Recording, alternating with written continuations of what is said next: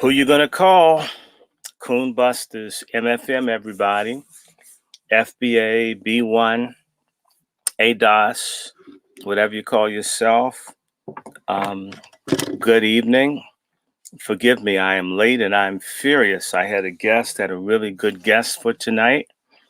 And because I couldn't make sense of this, it wouldn't turn on. It took me 30 minutes to get this on.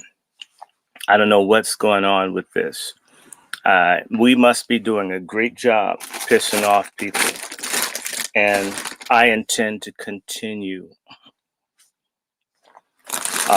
They do bother your stream. And I didn't even,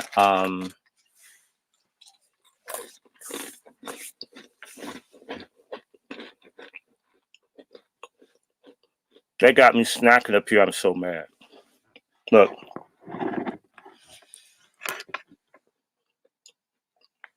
I plan to do a different program. And I've rescheduled it for next week for Sister Keisha Forrester. Hopkins Forrester. Exactly, Donald. That's how I feel. And I'm trying to think what I should do. And as much as I'm angry, they run my show. And I was thinking of a great Black woman. I haven't heard from, let me call my auntie up. But I want to do her in a different show. And so I feel bad, y'all all signing in. And I really want to do something else. I wanted Sister Keisha, that I thought she's such a positive sister. She loves brothers. She loves children. She's sisterly towards sisters. She loves guns. She loves the unborn. Well, let me just tell you a little bit. Since I don't have Sister Keisha, I'm going to take impromptu, because I had something else set up, and thanks to these bastards, I have to do something else. But let me take a few minutes to say, first and foremost, Black women are a tremendous and the most important half of Black people, and Black men are the other half. And I've had the fortune to meet some of the great Black women, some of the greatest Black women of all times. In my very short life, I've met some of them. So Betty Shabazz I've been able to meet, Rosa Parks I've been able to meet, Daisy Bates I've been able to meet, Cynthia McKinney I've been able to meet, C. Dolores Tucker I've been able to meet, Leona Maddox, the wife of Attorney Alton Maddox of New York, I've been able to meet. I've been able to meet Miss Kalia Clark. I've been able to meet Miss Elaine Jones of SNCC. I've been able to meet a lot of incredible women from the United States that are Black, that are doing stuff, doing great things. I've been able to speak to Marva Collins. I've had an opportunity to meet some incredibly great Black women. I had a chance to work for Denise LaSalle, Queen of the Blues.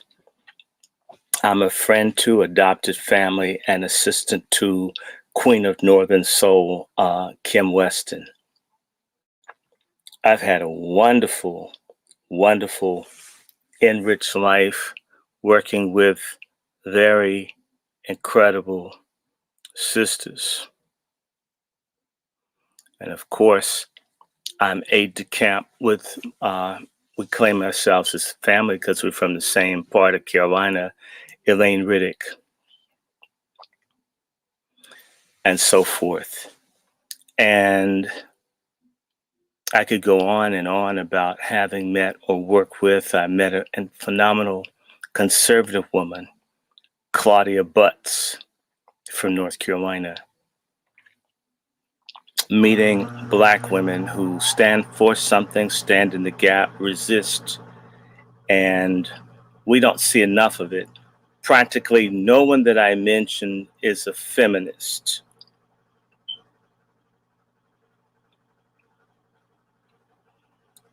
I've been able to at least have an exchange with and got an audience with. I didn't make it with Winnie Mandela.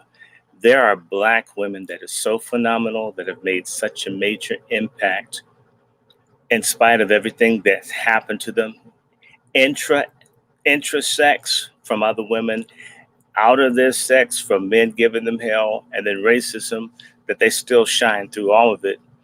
And that's what I was hoping to introduce the sister Keisha. So Keisha's not here, but I want to just tell you some experiences that I've had with significant Black women. Sometimes I didn't always agree with them. I had a chance to be up at some event on Capitol Hill, or one of these congressional events, and I feel something pulling on me, pulling on my clothes. I'm about to get hostile, and it's Dorothy Height, of a significant African American woman figure of the last century. Know what it's like to be someone that was able to just give a tour of an exhibit for on civil rights to Dorothy Height, not Dorothy Height, but Daisy Bates, who was the mother of the Black movement in Little Rock, Arkansas. And it's a story. I think it's worth telling, so I want everyone to hear it.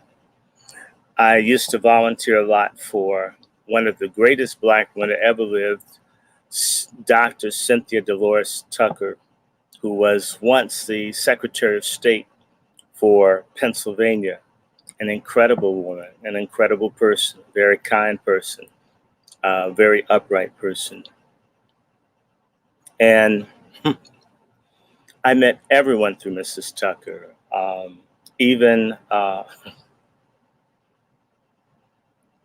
everyone talks about this lady, and her name's escaping me, Maya Angelou.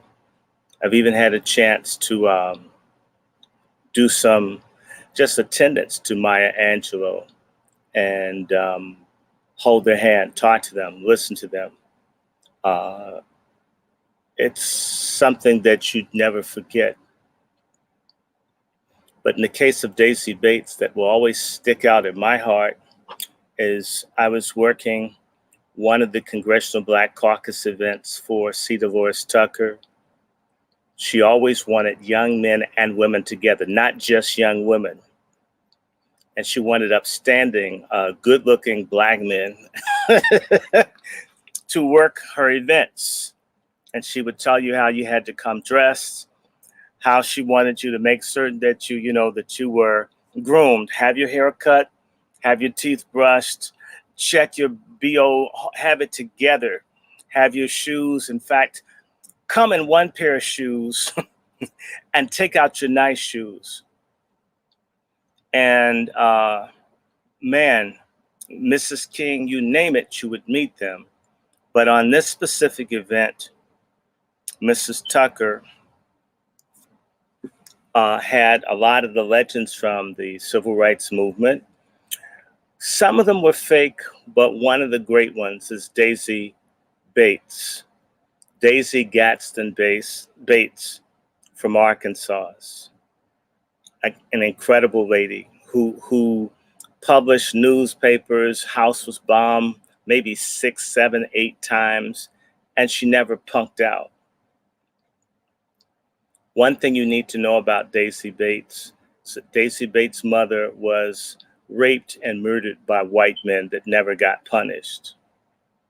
It's something about black women that encounter racism the way black men do, where they don't get kind of lighter type, but just to in your face, we hate you because you're black. Allow certain sisters, like we used to back in Jim Crow and enslavement, they didn't have this pork chop feminist, white radical lesbian feminist wedge that made black women think they were in a separate race from black men, that we're all in this together. When you said black people, you meant black men, women, and children. Nowadays, if I say black people need opportunities, some pork chop feminists or lesbian or gay will say, well, what about women? Why would I leave black women out of black people? There would be no black people without black women for the most part, right? Anyway, Daisy Bates, phenomenal. Head of the NAACP, and in the late 50s, say about 1957, 58, Daisy Bates rivaled Martin Luther King in importance as a figure for civil rights for black people in America. This woman. And she went through a period of being forgotten. And I guess I met her before she died, but she was at the event in a wheelchair. I didn't know. My image of Daisy Bates is a very light-skinned woman, so I had no idea when I saw this woman who's pushing the wheelchair. One of the people, the lady in this wheelchair seemed so sad, so dejected, so ignored. And even in a wheelchair with her head down, this woman was radiating this power. I'm surprised other people didn't walk up to her. Couldn't they feel the magnetism of the soul of this woman? And I kept feeling it. So I went over and I said, is this woman okay? Does she need anything? I was there to help people, and help out, make people feel good. I've worked in hospitality for many, many years in many different capacities and for many different companies. And the lady says, oh, she's not feeling well today. I says, well, I wish she felt better. I said, why is she so sad? She says, well, she feels lonely. I says, well, nobody likes to feel lonely. Um, um, who is she, if I could ask? And she said, oh, this is Daisy Bates. And my mind was blown. I said, Daisy Bates. I got all loud. Daisy Gaston Bates from Arkansas, Little Rock 9. And this little old lady, she jumped up like this and she grabbed me. She grabbed me and pulled me. And she, you know who I am? And I says, yes, I know who you are. I love you, ma'am. I never thought I'd ever meet you. And she told the lady who was pushing the wheelchair, get off. She told the lady, get off, stop pushing me. And I want him. And for the next hour, I took Miss Bates, the great Daisy Bates, on a tour of a civil rights exhibit that was in the Grand Hyatt at the hotel in Washington. And I remember to this day how this lady clung to my arm like her life counted on it. She was so surprised that somebody knew who she was after all she had done for Black people.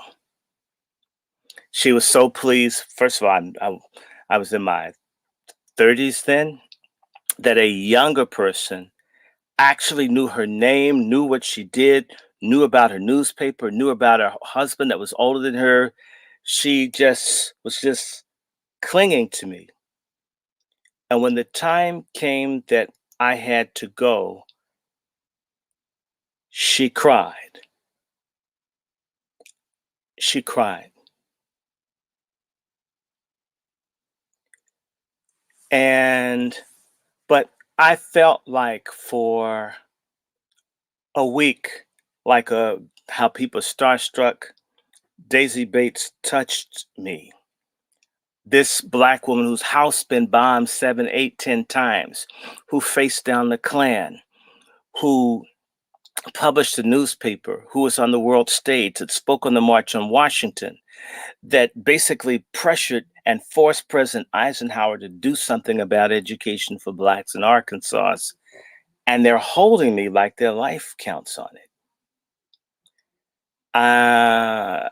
That is one of the most memorable things in my life, is that Daisy Bates hugged me and cried because I wasn't going to continue to be in her presence. Imagine. And Daisy Bates wasn't just anybody. Look Daisy Bates up. People sleep on Daisy Bates, but Daisy Bates is one of the greatest black women, one of the greatest black women that ever lived.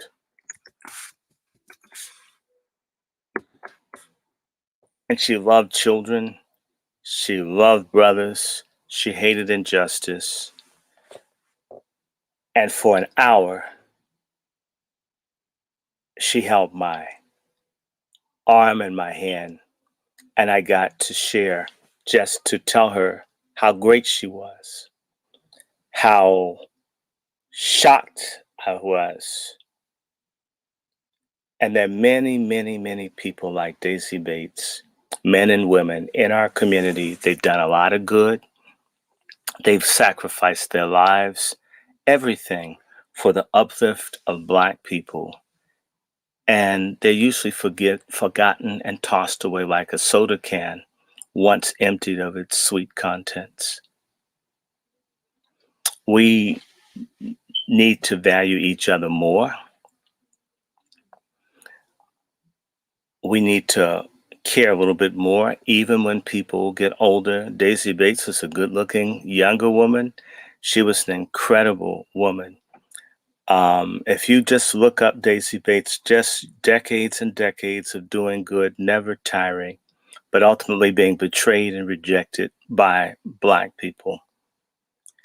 For her to respond so powerfully to me, knowing who she was, on one hand, I was happy that she hugged me, but I came away sad that this lady could have been paid off and lived good. And she elected to risk everything to help others. And that's such a continuous story in our community. People who look out for us. We forget, we remember the jackasses, the Little Waynes and other people and so forth. But the Daisy Bates, look up Daisy Bates. She's an unsung, underappreciated hero, an incredible Black woman who feared no one. Beautiful lady. And I didn't, because I didn't want to hurt her feelings, I didn't tell other people who she was and I was pushing her around, because they would have said, Daisy who? And I know that would have hurt her feelings. But to have an hour in the presence of this incredible Black woman with this incredible soul was so wonderful. So that, in lieu of Sister Keisha, who I will have on, and Kim Weston and other people, I absolutely want you to remember the name Daisy Bates. Daisy Bates. Daisy Gadsden Bates. Daisy Gadsden Bates. I had a picture I took of her. Some people stole a photo album of mine. I don't have it. The only memory I have is what I shared with you, that Daisy Bates held my arm, my hand, and came out of a depressed state to be happy, to feel appreciated. And by the way, we Black men and Black women are like sunshine and rain to flowers to one another. I had no idea, just speaking to someone that seemed sad or down would mean so much to me. It meant a lot to them, but imagine had I walked by, oh, that's just some old nigga in a wheelchair. We need to take the time to smell some of the roses. We have greatness amongst us. Other people perceive our greatness, which is why they persecute, repress, destroy, poison, GMO, food desert, you name it. They see our greatness. We dismiss our greatness. We don't perceive what we have as worth anything. Everybody out there with a diamond ring on has that diamond ring in part because a Black kid found a rock that other people told him wasn't important, and they showed it to a white person who gave him a few pennies, and it turned out to be one of the largest diamonds ever found. And that was the beginning of the Kimberley diamond mine rush in South Africa, where the Blacks were dispossessed and destroyed because the kids played with diamonds and thought they were just rocks. We're more than rocks. We're more than diamonds. In fact, we have souls. White supremacy, Chinese supremacy, Indian supremacy, Arab supremacy is off of our backs. We're holding up the whole world, but won't hold each other's hands. I'm going to stop here because I need to snack, but I had planned to do just an hour, and after fighting with this thing, I'm pissed. I need to calm down because I would have done a better presentation. But how many people had ever heard of Daisy Bates? And let me put something up on Daisy Bates. Wikipedia won't do her justice, but I'd rather have given you something than give you nothing. Daisy Bates, incredible woman. How do you grow up with your mama raped by white men that may have even been around her that she didn't even know? I spelled Daisy Bates' name wrong. I put an E in there. Please forgive me. I'm not trying to be cute. I don't like to get people's names wrong. She died November 4th, 1999. She died shortly after I met her, folks.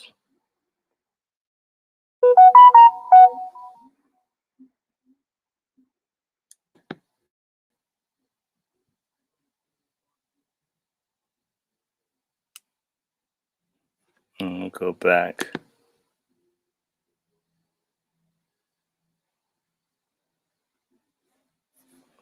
I'm going to give you this link on her. An incredible lady.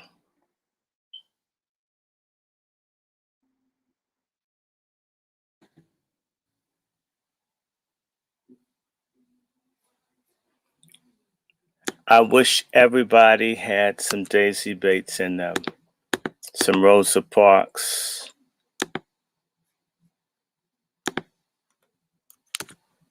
I'm just going to give a little bit. Daisy Bates, wow. You've heard of the Little Rock Nine. They talk about the young people, but those young folk would have never made it without this older sister standing up to the whole world for 9 Black kids to move ahead. I'm not so much on the integration or any of that, but the fact that she was brave, fearless. Okay. Daisy Bates. Okay.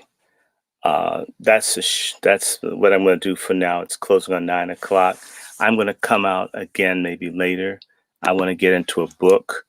I didn't do a very good job the other night. I've been getting lazy with films, but MFM, y'all, and please subscribe to the channel, advance it. Just an announcement. It's highly likely that I am going to Atlanta, Georgia for a few weeks. I need to let you know that the gentleman, Mr. Raphael Warnock, who is running for the Senate in Georgia, is alleged to have covered up the possibility of Black children being molested and abused. And he's already vowed that he would support the radical sodomite agenda if he were put in the Senate. I'd rather have a prejudiced white gentleman than a Black gentleman that's handing our children's hind parts over to other people, other races, and to our Black deviants. So I may be in Atlanta, Georgia for a month. I have to figure out how I can do these transmissions. But this war nuts, as I call him, is this really, he's the pastor of Martin Luther King's church, and he's completely for this gay agenda. If I keep showing you, I've got a book. God, I wish I could make this available. I tried to buy a copy. I have a copy in my Kindle, but maybe I should show y'all. If y'all want me to do this, I'll do what you want me to do. I'll show you some pictures from a book that I have in my Kindle for you to see what these people are up to. You know what I'm saying? And it's really, really awful. Here's the book. It's hard to find. Let me see if I can. Let me turn it.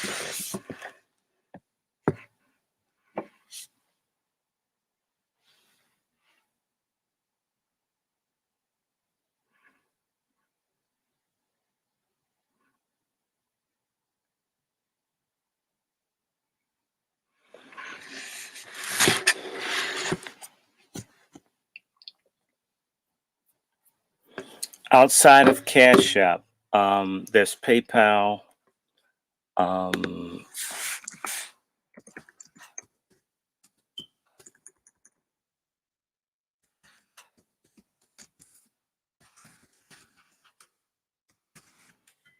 Not hustle. It's not hustle.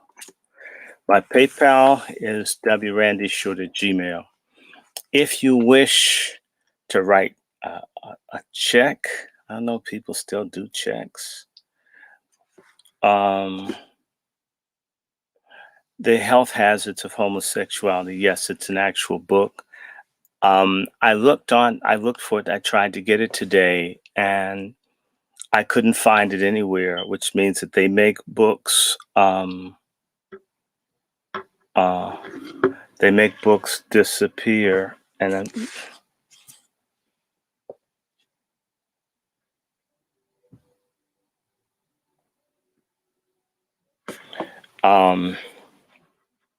let me see. Book was done 2017. Let me give you something that they won't tell you. Let me go back. This one, shortened lifespan. Let me just do that. Okay. Something that they won't tell you. They're talking about healthcare that Warnuts is telling people.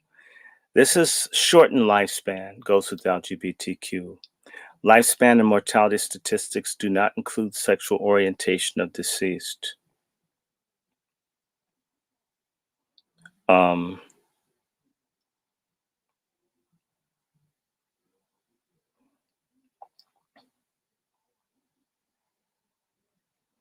on, where is it?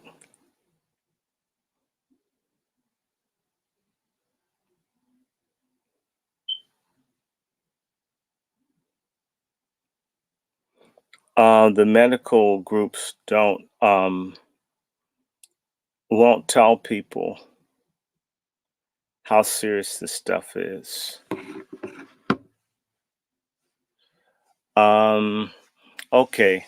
Now, if let me see. If I don't know, electronic is one way. Are you suggesting that you want to mail something? If you mail, let me see, the best way to mail something to me. Someone wanted to mail a letter or whatever, a mail. This is a business mailing address, 712 H Street, Northeast, Washington, D.C.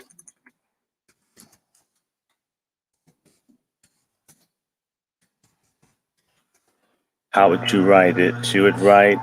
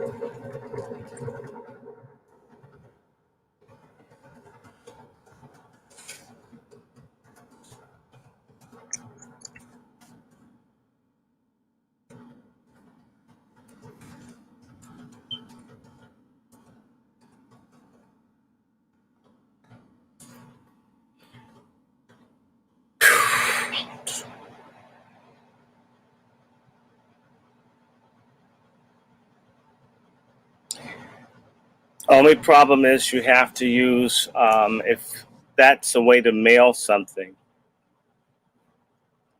if you want to mail this, I want to get this book.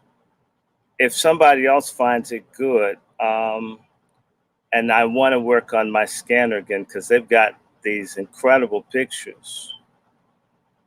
Yeah, I have no idea what this Equality Act will do.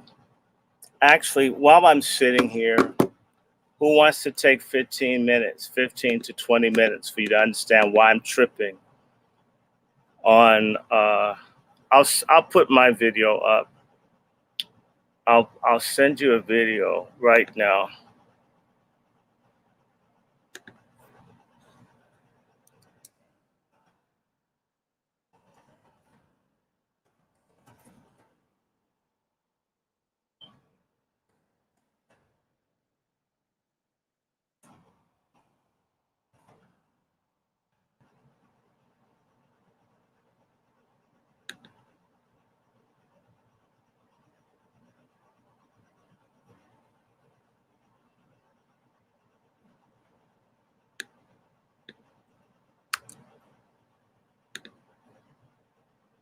Hey, Ian. Ian, your emails won't go back. I've been trying to email you for a week. Ian, your emails, I can't email you back. You wrote me. I tried to write you back. The email remains stalled, and my outbox, it won't go.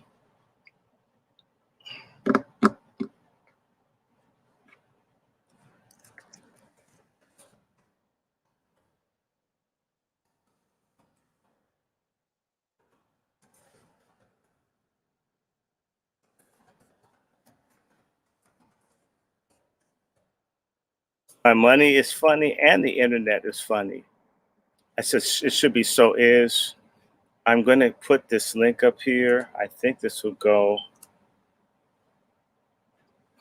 I'm going to send y'all some links. People will find out I'm not lying about this Equality Act. Um,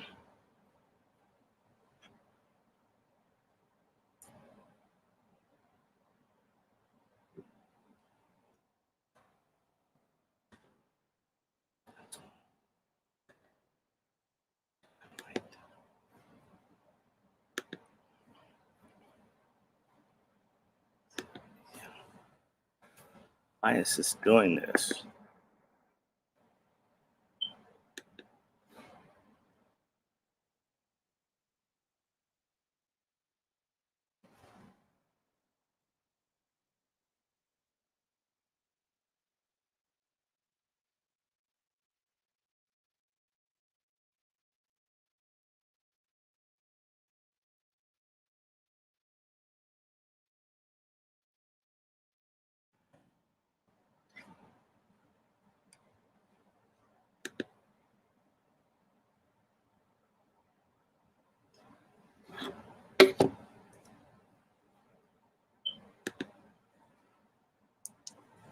Hey, James, how is everyone? I'm going to put up something.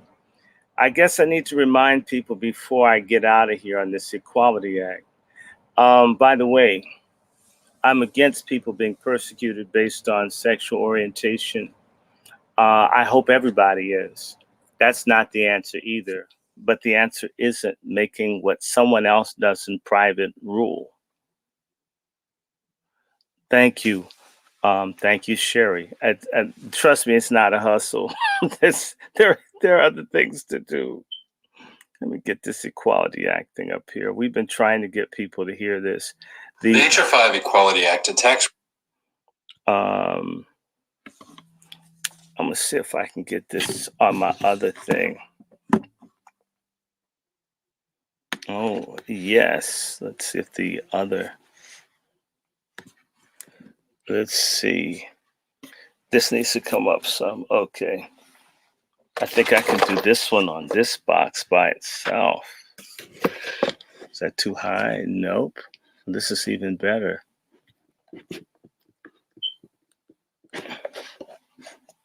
Okay, cool. Oh, don't.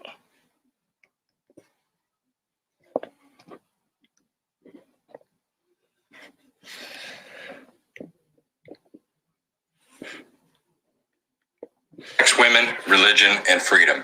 It's time to unlearn the lies.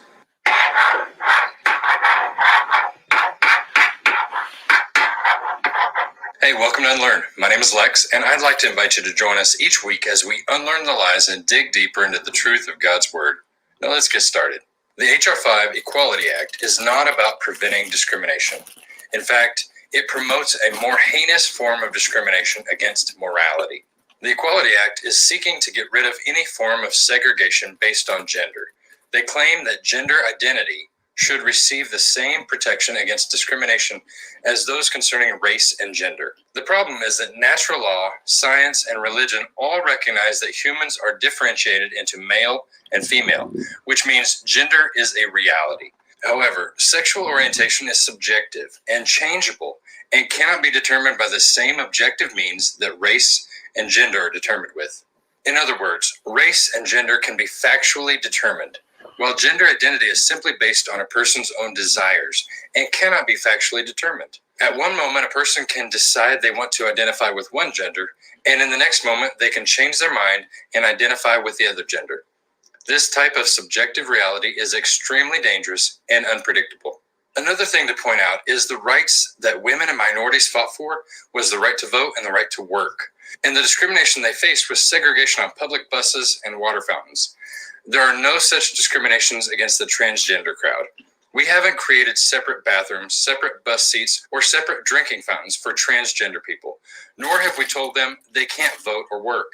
So they aren't fighting for the same rights that women and minority races fought for because they already have those same rights. They want extra privileges, and they want to force people to accept their sinful lifestyle as a valid one. They want approval to live in sin without anyone telling them the truth that their immorality is wrong. The H.R. 5 Equality Act will allow men who claim to identify as women to have access to women's restrooms, changing rooms, showers, locker rooms, women's dorm rooms, and various other private women's areas. This means the H.R. 5 Equality Act takes away our privacy and is extremely dangerous for women. Women would no longer be able to go to the bathroom in private or change clothes in the women's locker room in private, because if a man claims to identify as a woman, he will have full access to those private women's areas. This is extremely dangerous for women, and it's also a major violation of their privacy. This bill puts our wives and children in danger of predators and perverts using this to their own advantage. Peeping Toms will have easy access to places where women are commonly naked and exposed. This is terrifying to me as both a husband and a father. If this bill passes, I will be forced to prevent my wife and children from using public bathrooms and changing rooms.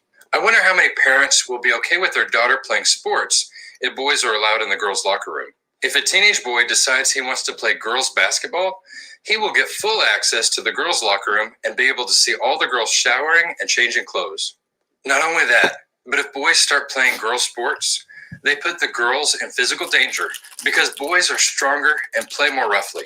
We've actually seen an example of this when a transgender man broke a woman's skull in an MMA fight. It also makes it more difficult for girls to excel at sports. For example, if one school has a team full of boys who claim to identify as girls, and they're playing against a team of only girls, this places the all-boy team at an extreme advantage over the all-girl team. It has been scientifically verified that men have an advantage over women in sports. Men tend to be stronger, faster, and can jump higher than their female counterparts. If a man is average in men's sports and decides to compete against women, he will dominate the women he competes against. This is unfair to those female athletes. I believe the people who the Equality Act hurts the most are women and children who will be placed in various types of danger and vulnerability. Consider also that men who claim to identify as women will be allowed to live in the women's dorm rooms in the college campuses. They will be showering with our daughters and possibly sharing a room with our daughters. And since there's no way to verify their claims, this opens up the possibility for perverts and peeping toms to share the same dorm as girls. Don't they see how dangerous this is for women? I can't believe every woman in America isn't crying out against this danger. Advocates for the H.R. 5 Equality Act claim its purpose is to stop discrimination. But I believe it puts women and children in serious danger. Think about it. This bill is concerned about the feelings and opinions of a small percentage of people and is completely unconcerned about putting the lives and privacy of the majority of the population in danger. Woe to those who call evil good and good evil, who put darkness for light and light for darkness, who put bitter for sweet and sweet for bitter. Also, the broad label of discrimination makes no specific distinctions as to what qualifies as discrimination, which is extremely problematic and unsettling. Without having clear definitions and distinctions, it is completely subjective and open to multiple interpretations. The Equality Act also blurs gender lines in an attempt to make everyone gender neutral. Traditional gender identification based on genetics would now be considered discrimination. They claim gender identification is subjective and each individual can determine their own gender. This is an attack on our God-given gender roles and gender distinctions. It blurs the lines between male and female and ultimately causes more and more confusion. You shall not at all do as we are doing here today, every man doing what is right in his own eyes. The Equality Act is also an aggressive attack on religious freedom. They will claim that religion cannot discriminate against someone on the basis of their gender identity. This will put churches in a moral dilemma because the world will claim that teaching against sin is actually discrimination and hate speech. This Equality Act violates our freedoms and rights that are stated in the First Amendment of the Bill of Rights, specifically our freedom of speech and our freedom of religion. Religious orphanages and foster homes will be required to place children with same-sex and transgender couples. This is a major violation of religious morality and freedom of religion. The First Amendment of the Bill of Rights states, Congress shall make no law respecting an establishment of religion, or prohibiting the free exercise thereof, or abridging the freedom of speech, or of the press, or the right of the people to peaceably assemble, and to petition the government for a redress of grievance. The Equality Act will essentially take away our freedom of speech and our freedom of religion. It will also take away the freedom of Christian business owners and force them to violate their Christian morality. If a Christian business owner does not allow men to enter the women's bathroom or changing room, they will be the target of lawsuits. This means they will be forced to compromise their morals. There is no religious exemption to this bill, which means churches will be forced to comply as well. Churches would be forced to host same-sex ceremonies and allow cross-dressers to use the women's bathrooms, changing rooms, and nursing mother rooms at any time and stay as long as they please. Colleges will lose their accreditation for non-compliance and become ineligible to receive student loans, which would cause most religious schools to close. If churches or religious organizations take overnight trips, including sports or mission trips, they cannot segregate rooms by biological gender. The Equality Act is an attack on the church and Christian morality, and I would argue the Equality Act is a satanic attack against God's holy people. For we wrestle not against flesh and blood, but against principalities, against powers, against rulers of the darkness of this age, against spiritual hosts of wickedness in the heavenly places.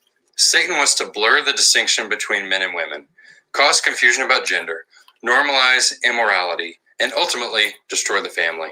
Satan is attacking our families on multiple fronts. The feminist agenda is Satan's attempt to dismantle the biblical patriarchal family structure and destroy biblical male headship in the family. Pro-choice promotes a woman's selfish desire to kill a child simply because she doesn't want it. The LGBTQ agenda seeks to undermine biblical marriage and gender roles while also pushing to normalize sexual immorality.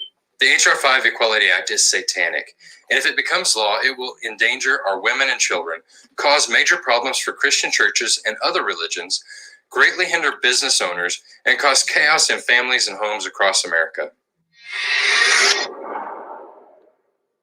Thanks for watching. If you found this video, I'll hit you again, y'all, because people think I'm making this stuff up. I really do.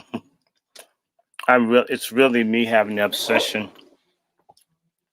The broad that you see that looks like Michael J. Fox with Parkinson's, this is Judith Butler. She's the creator. She's a lesbian Jew that created all this stuff, non-binary sexuality. Let me see. Hold on.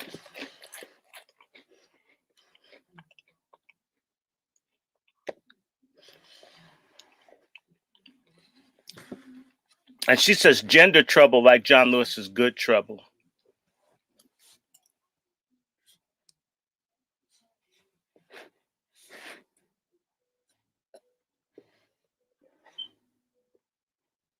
Hold on one second. I apologize. I did one thing wrong. I apologize. Ethics and philosophy. At 16, she came out as a lesbian. Butler attended Bennington College, a private school. This tracker is amazing. 1 second. In order to not make noise, I turned the volume off on this.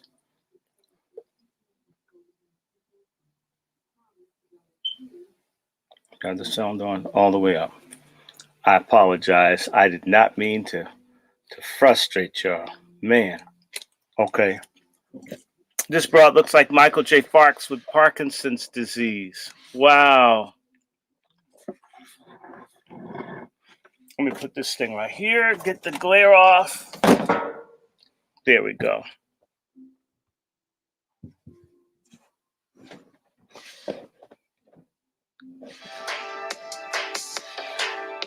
Attached. By forcing readers to think again about the fundamental identity categories of the modern world, Butler's work, Gender Trouble, sparked a series of debates that continue to the present day. This video is a short analysis of Judith Butler's book, Gender Trouble. This is University Quick Course. First, a little about Judith Butler. Judith Butler is the author of Gender Trouble, Feminism and the Subversion of Identity, a book she wrote in 1990. Butler is an American philosopher who was born in Cleveland, Ohio in 1956. She attended a Jewish school until she was 18 and was so fascinated by the origin and nature of ideas that she received extra lessons in ethics and philosophy. At 16, she came out as a lesbian. Butler attended Bennington College, a private school in Vermont, and then studied for her PhD in philosophy at Yale University, where she became a prominent member of the lesbian community and a political activist. She received her doctorate in 1984 and now teaches at the University of California, Berkeley, and in Switzerland. Butler has published more than a dozen books and has been active in debates ranging from lesbian, gay, bisexual, and transsexual rights to Middle Eastern politics. She works on identity issues and prejudice against minorities, having personal experience of both. Her mother lost her Hungarian family in the Nazi Holocaust during World War II, and as a lesbian, Butler has herself experienced discrimination. She has spoken about the difficulty of coming out as a teenager and about the scars she has received on account of her sexuality. Her uncle was confined to a medical institution for his anatomically anomalous body, and this also influenced Butler's thinking about the pressure to conform to society in accepted ways. Gender Trouble is widely considered the most influential text in gender studies and has impacted on a broad range of disciplines. is considered a founding text of queer theory, becoming a key text in the history of feminism and lesbian, gay, bisexual, and transgender rights, as well as in philosophy and literary criticism. By forcing readers to think again about the fundamental identity categories of the modern world, Butler's work, Gender Trouble, sparked a series of debates that continue to the present day. After Butler wrote Gender Trouble, she became a celebrity with a worldwide readership and at least one fanzine. So, what does Gender Trouble say? Gender Trouble argues that people must rethink the most basic categories of human identity to make society better. She achieves this by asking skeptical questions about sex, gender, and sexuality, and how these define people's identities. She asks, why do we label ourselves and others as straight or gay, or even as male or female? Where do these categories come from? How do they contribute to prejudice in society? How can questioning these labels help change society? For Butler, assumptions about what is normal result in non-normal people having less fulfilling lives. With gender identities, it is viewed as normal for men to behave in masculine ways and women in feminine ways. Men who behave in feminine ways or women who behave in masculine ways are considered abnormal or strange. They suffer prejudice ranging from simple stares in the street to actual violence against them. This negatively affects their lives. And while homosexuality is commonly accepted today in law and general society, society still tends to view heterosexuality as normal. This leaves other sexualities to be labeled as abnormal. Even where open prejudice does not exist, this labeling has a negative effect on the lives of those identifying with these sexualities. Butler asks, why should this be so? Where do these categories of normal come from, and what makes them so strong? Is there, for instance, any necessary or natural link between being a man and being masculine? If not, why does there seem to be one? What if there is no necessary link between biological sex, being a man or woman, and gender, behaving in masculine or feminine ways? Why should it be considered normal for men to be attracted to women rather than to men?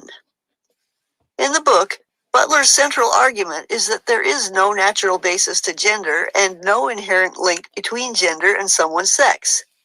Instead, she asserts, social conventions about dress and behavior give the appearance of a natural basis. This makes it seem as though masculine behavior is natural for men.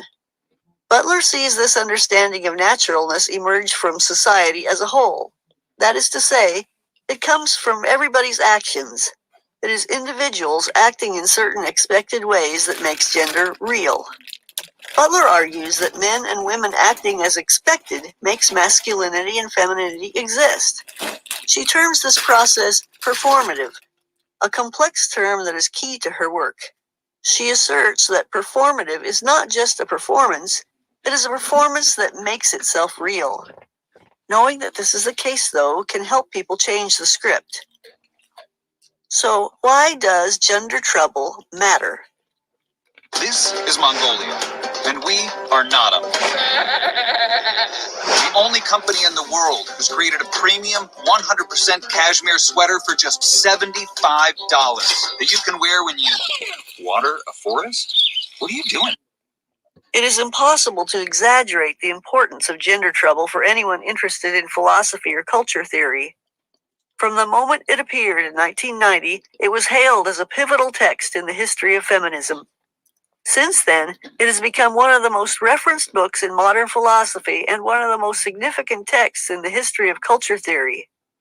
This reputation shows no sign of fading because Gender Trouble has revolutionized critical writing across the academic world. In literature, it transformed discussions of gender and sexuality from the classics to the present day. In feminism, it challenged the very idea of women. In philosophy, it created a new language for tackling identity. In cultural studies, it changed the way critics read the world. Mastering the vocabulary Butler uses in Gender Trouble is useful to any student discussing sex, sexuality, or gender. In fact, that vocabulary is vital to anyone discussing individual identity, in politics, the academic world, or daily life. Even its title has become a common phrase in literary criticism. Gender Trouble provides useful tools for any student in the humanities because Butler uses philosophy, psychoanalysis, literature, and biology to make her case.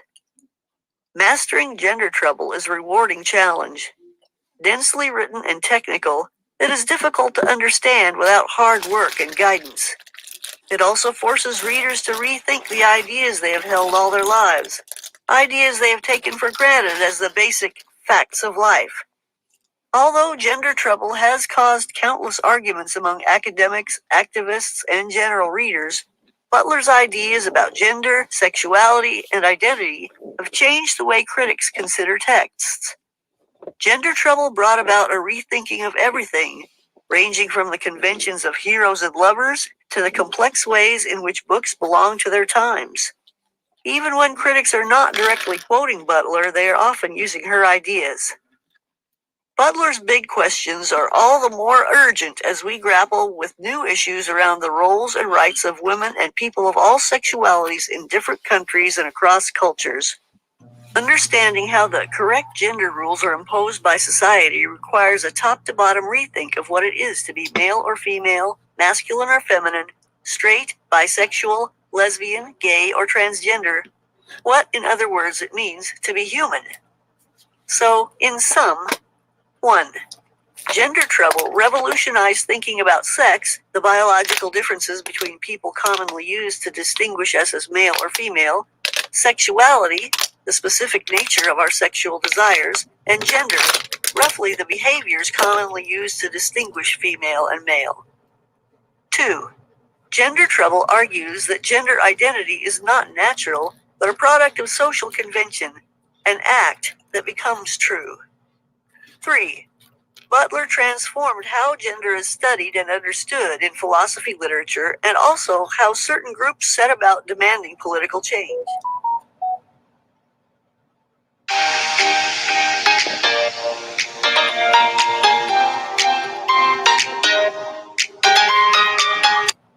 This is University Quick Course. Thanks for watching. Please like and subscribe. Now,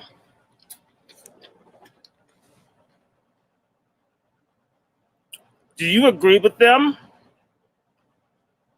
that your sex is merely something that you think? Like if you imagine that you're not on your period, you won't need tampons? If you imagine yourself a female, you won't have wet dreams as a male?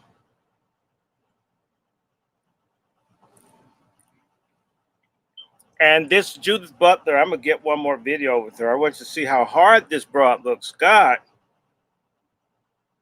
why does it have to be the creepiest looking women that come up with all these stupid ideas? And a lesbian at that, she tells you she's queer and that womanhood is erased. In fact, I'm going to put some lesbians up and let the lesbians tell you how they feel about this Gay Equality Act. It's based on Judith Miller is the brains behind all this garbage happening in the country. Even stupid, no good black pork chop feminists follow this broad. What's in it for black people, really? Follow that. So I'm here to talk a little bit about the law and about how the organization that I'm a part of, which is Women's Liberation Front, has been engaging in some aspects, both in the courts, in litigation, as well as on the legislative side. And I will also just say, in addition to being a member of the Women's Liberation Front, which is a far-left radical feminist organization, I'm also a member of Hands Across the Aisle, which is a bipartisan coalition of women who disagree, as Ryan said earlier, profoundly on many issues. And we set those aside because we have many shared concerns about the impacts of gender identity ideology, specifically for women and girls. So going back to May 2016, this is a lesbian speaking.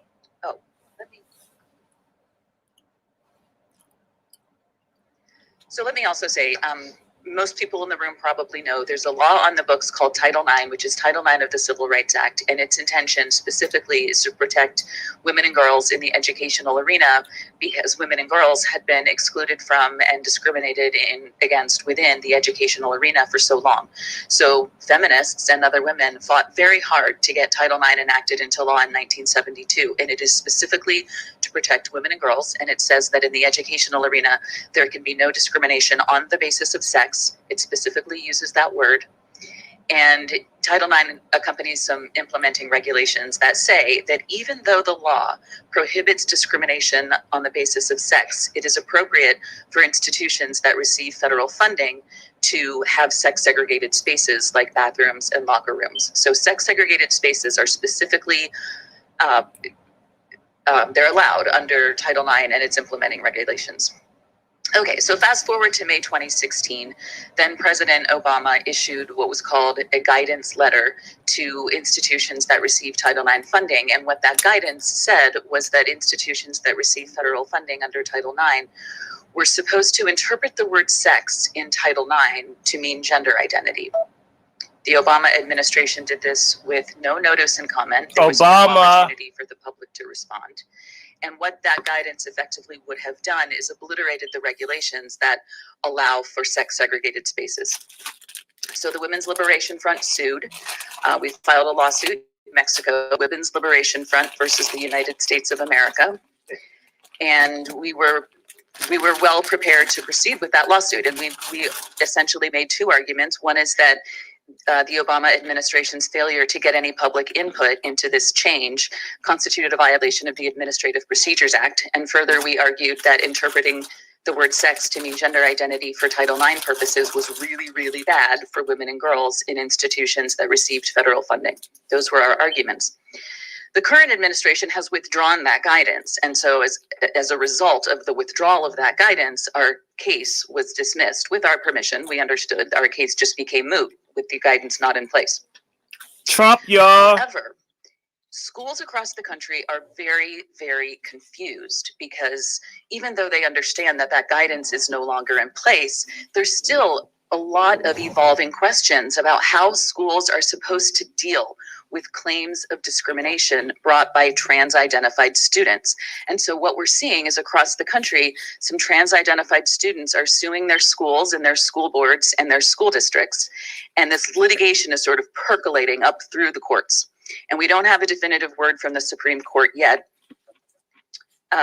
Even though our lawsuit was dismissed, Women's Liberation Front has continued to engage in litigation efforts by filing friend of the court briefs. We did that in the case that some of you may have heard of called Gloucester. It's a case in Virginia that's in federal court. We've done it in a few state court cases, and we did it in this case.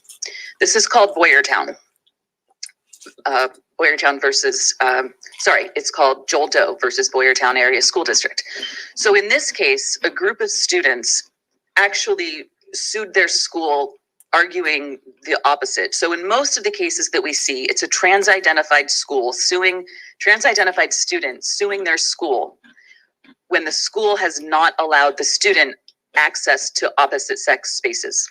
Boyertown is different. In Boyertown, a group of students who want sex-segregated spaces sued their school because this young woman walked into the girls' room and there was a boy.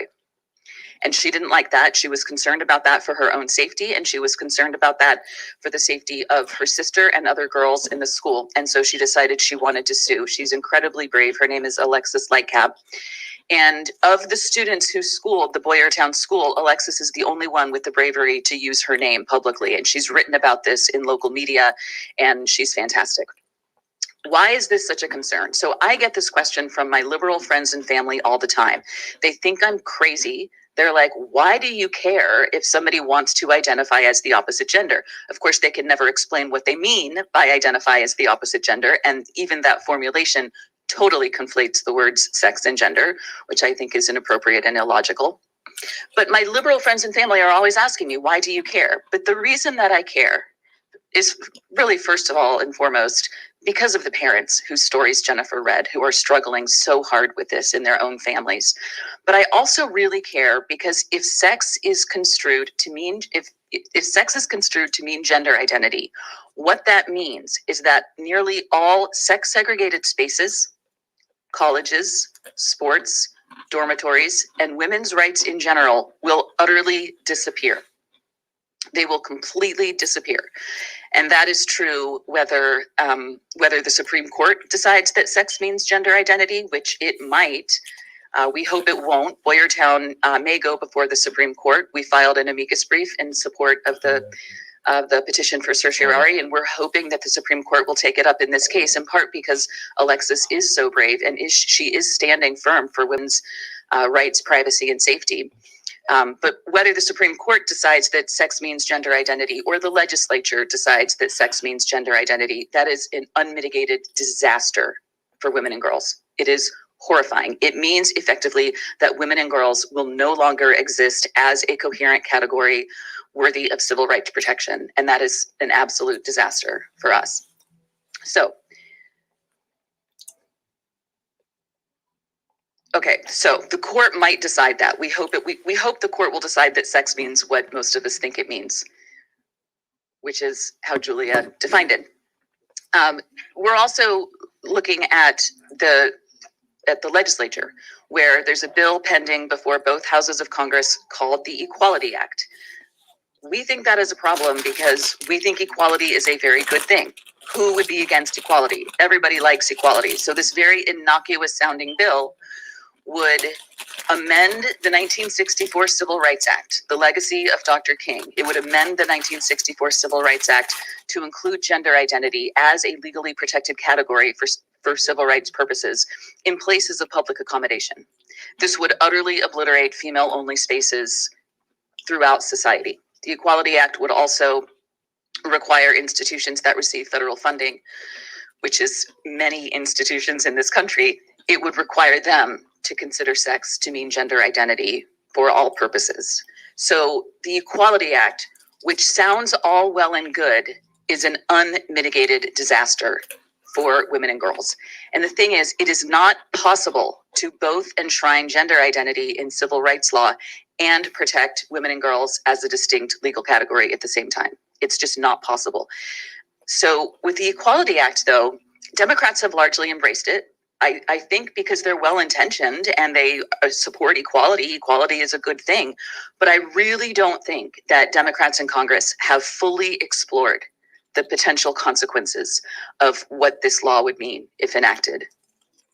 And I hope that they will. Okay, so finally, this is not about the law. This is more about really the intellectual bankruptcy of gender identity ideology and the importance of language. No one really knows what these words mean. I have never gotten a definition of gender identity that is not either completely circular. The Equality Act essentially defines gender identity as the gender that you identify with.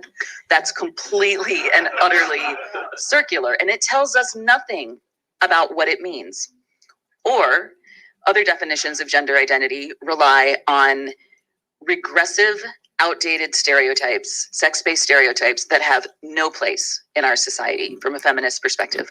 People will say a man who quote unquote identifies as a woman will say he does so because he's nurturing and compassionate and he likes to wear dresses. That's absurd. And it's frankly, it's insulting to women who have fought hard to get into the workplace, to wear what we want, to look how we want to look, to not wear makeup if we don't want to wear makeup. It is incredibly insulting to say that a woman is someone who wears makeup and dresses. Yet, a lot of people on my side of the aisle will define gender identity in that way. So, essentially, gender identity is just utterly intellectually bankrupt. It really doesn't have any meaning, and we should not be basing civil rights laws on concepts that have no coherent meaning. Feminists have fought really hard for our rights to vote, to serve on juries, to have sex-segregated spaces, and we're not giving them up easily.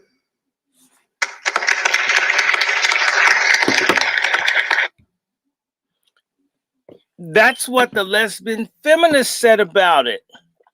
She's a lesbian feminist and she's against the Equality Act. But Maxine Waters and every other black person in Congress supports this. So all you women, you'll get raped by men in the women's restrooms or women's shelter. You'll have male, female, women pastors raping you. I mean, this is what they want. And this has all been brought in by feminism. It isn't the no good patriarchal men. This has come to the bullshit women's trying to undo shit, trying to make men not be men and whatever. And it's just all fucked up. And we did make women wear makeup. I agree with that. I have a special treat for you, for all of you, because there are a lot of black men. I just had a situation today with someone. I had to tell someone I wasn't into dicketics. I don't look at things through my penis, although my penis is stimulated when I look at certain people, like it should on any normal male. But my God, dicketics, where people think when they hear about a woman in politics, they just like her. Well, I got something. I just can't wait to upset some brothers. Put two lesbians on, let them talk. Come on, lesbians. Where my lesbians at? Wait a minute. Come on, lesbians. Hold on 1 second.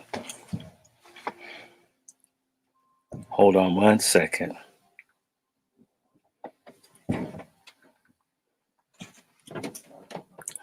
Uh-oh, don't mess with me, technology. Louder?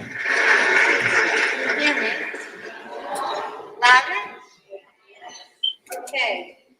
Before we start, I'd like to make sure that anyone with a wheelchair, there's a little bit more space, could please come in. We have a few more spaces. And no, we understand that there were people in wheelchairs who were turned away because of the capacity regulations for this hall, and we want to violate those regulations. Yes, we're going to violate those regulations. So please open the door. Please open the door so the people outside can hear me. If there's anyone out there in a wheelchair and that would like to come in, please do so.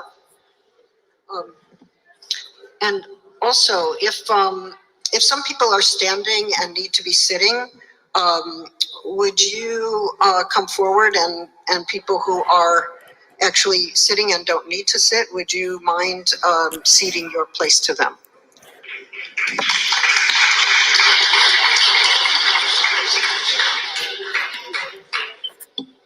And there's always a number 3. Are there any certified interpreters here that would like to help us out right now? It's this Angela Davis with Judith Butler, her friend. With sign language, please. Pork chop feminists go so with much. White lesbian feminists. Shame, shame, sisters. This is the best we can do right now. Well, she's going to do the best she can right now. Please accept this as what we can do, and things will change in the future. We will discuss it. Thank you.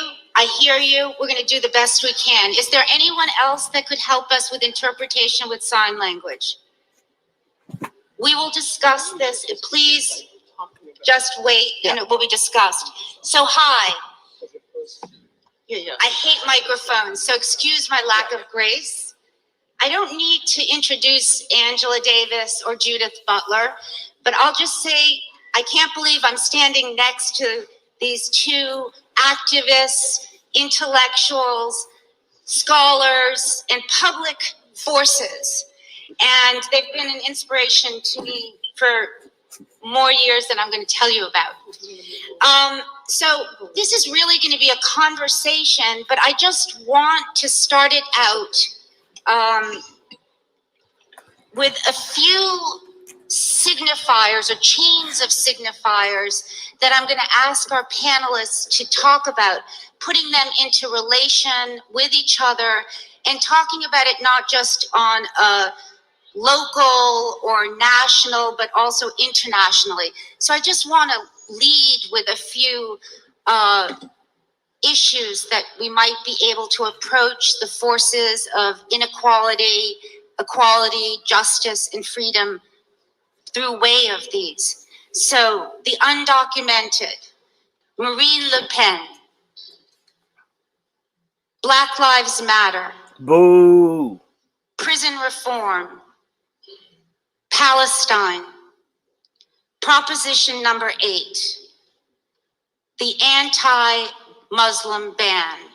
And I offer you to bring in any others that you would like, but I just wanted to lead with those that I think are rich with resonance and relations. So thank you again, and thank Timothy and Kira for organizing. Well, why don't we,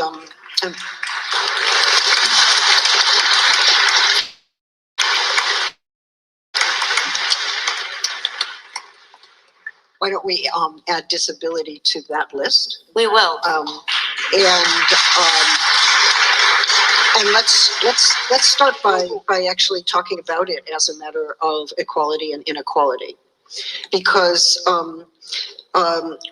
when we talk about spaces being accessible, or when we talk about pavements being built in such a way that people in chairs have mobility, we're actually talking about rights of access, especially to public events, sometimes to public institutions, sometimes to modes of participation that are central to citizenship as we know it.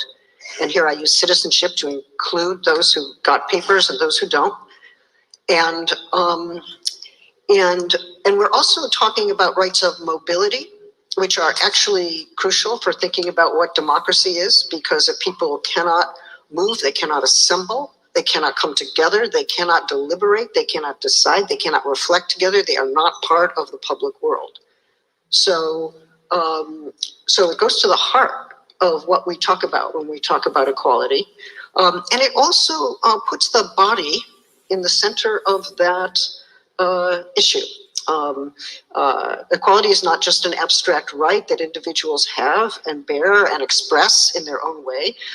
Equality is a question of equal treatment and equal opportunity, but also having lives that are regarded as being equal in worth to all other lives. And being able to exercise bodily freedoms. And that includes, for people who are in chairs or who have other kinds of disabilities, access and movement, but it also, let's think about it, there are a lot of people who can't move on the street. Who has the freedom to move on the street? Who has the freedom to move in safety on the street without being shot, without being harassed, without finding an impediment with a curb stop, right? These issues are linked. And I just want to underscore that the ability to move and to have the technology and the infrastructure that lets people move and assemble and participate and enter into spaces and traverse the public sphere is part of our freedom, and it is also a place where we find radical inequality. Hi, Judith. Hi. Judith likes to jump right in. Sorry. And I totally appreciate the way in which you so eloquently allowed us to think about the degree to which issues of ability and disability are interwoven into all issues of inequality and injustice. Let me say that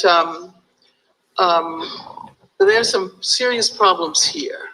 And I think it's always important when we come together as a community, however brief that might be, to reflect on where we are and who we're sharing space with, who we should be sharing space with. And so first of all, I think it's so important to recognize that we're on Ohlone land, and that this is colonized land. And that if we have a deep sense of the space, we recognize the history of the space.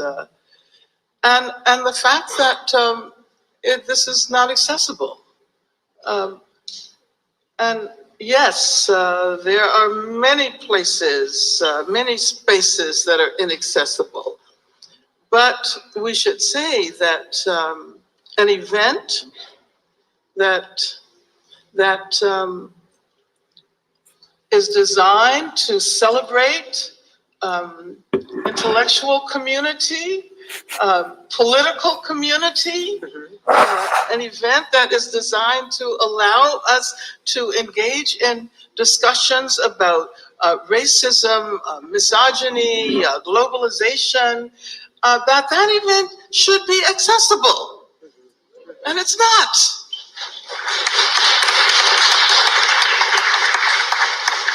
And I'm just going to reveal a little bit of the pre-event conversations. We were asked to cancel the event because it's not accessible and because we don't have certified ASL interpreters. And I can tell you that I'm sitting here very ambivalently now, primarily because I think that these issues should be discussed in a broad context, and that all of you should be willing to take these issues to your community. I mean, we need, of course, a vast movement that is going to transform this entire society with respect to accessibility. And this is just the beginning. So yeah, so I had to say that before I responded to the questions we've been asked to think about. Inequality, on the one hand, it can be very abstract. What do we mean by inequality? Who sets the standards for equality? And I'm concerned about the fact that we often work with the assumption that equality already exists, right? And that we have to be included, that some of us who have been left out of that space of equality have to be assimilated into equality.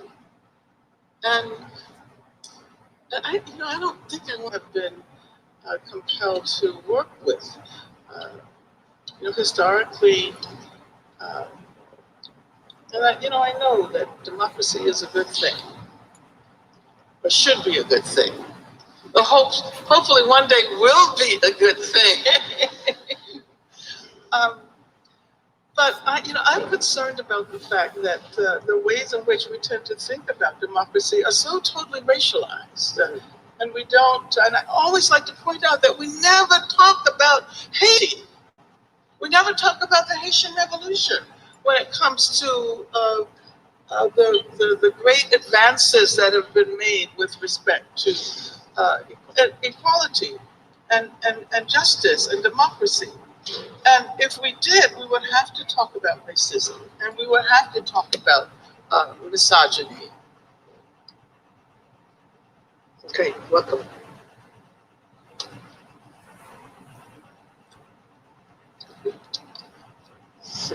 So,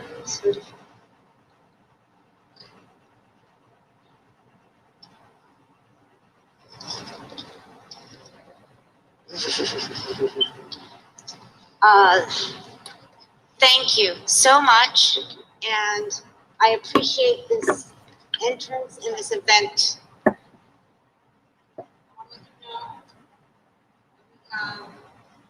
and disabled people of color outside. Part of this. I just wanted you to get a flavor. Judith Butler, I'm sorry, and Angela Davis. I'm sick of it too, Hotep. This is a kind of BS pork chop feminism that influences what we're living with. Angela Davis is a lesbian that messes with white women. And they have these long conversations where there's some truth in it, but ultimately, what do they want to do? They want to get rid of men, patriarchy, the family, and it's all in the name of liberation. I just want you to see Angela Davis beaming and grinning, and wow, she's in the company of another crazy punked out lesbian like herself, and she's so proud of it. It's craziness. And Butler is a nut. I mean, I want y'all to take another look at Broad.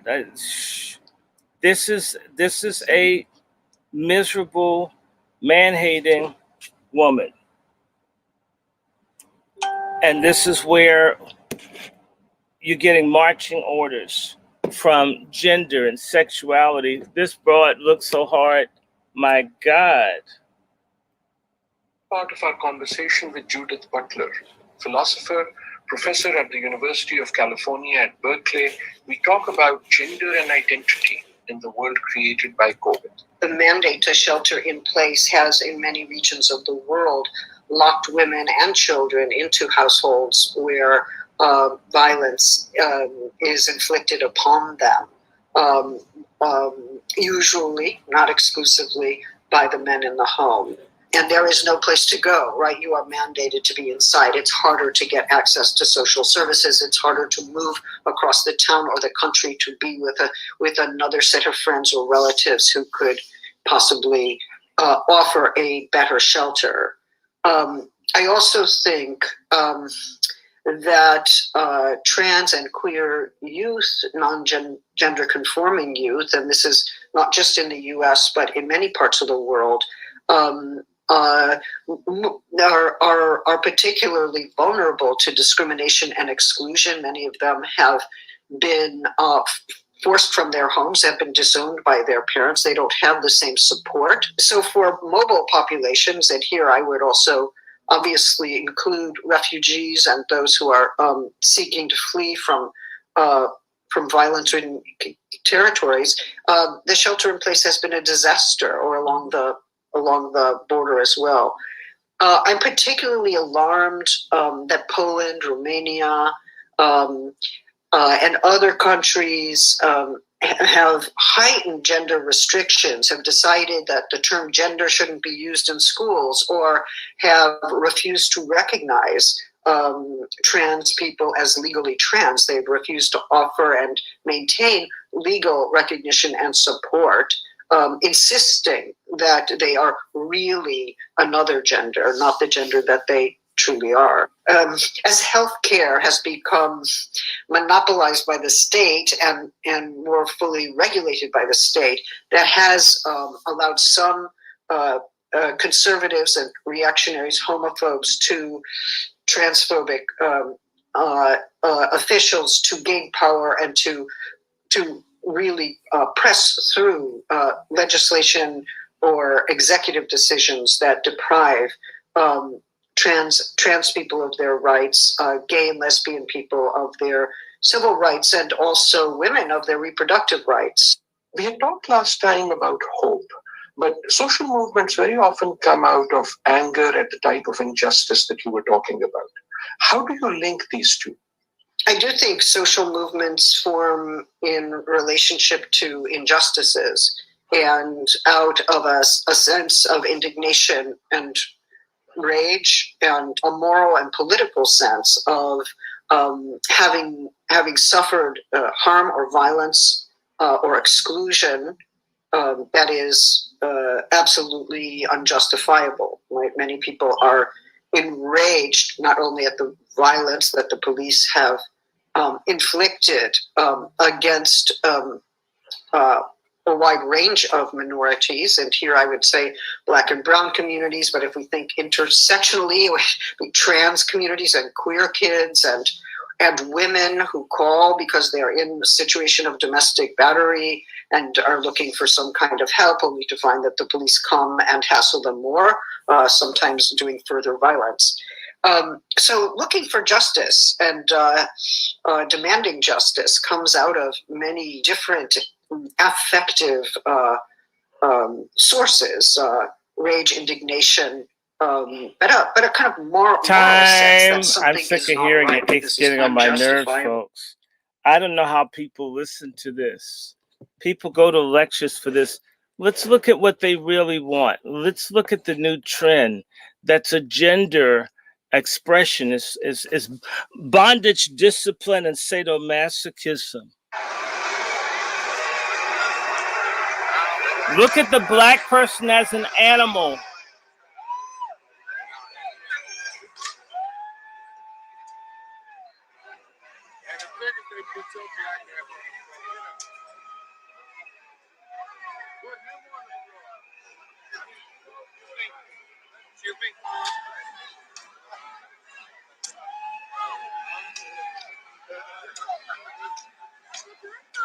Stop it. All this abuse, man. Stop it. Well, put that one down there. That one. I want him on.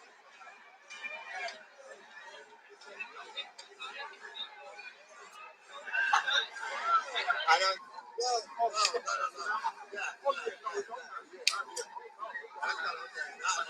I'm actually looking for one of those things. It would be nice. Gay equality in action. This is our intersectionality. Look at it.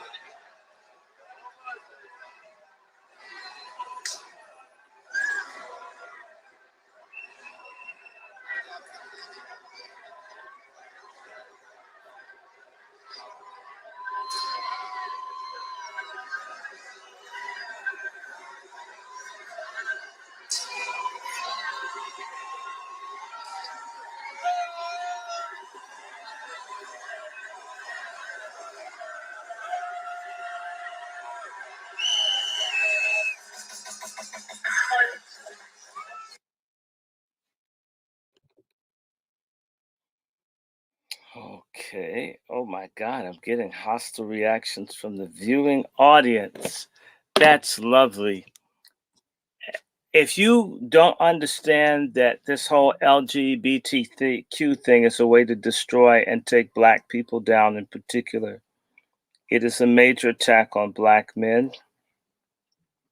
It's really awful, but hey, what can I tell you? A lot of folks won't listen.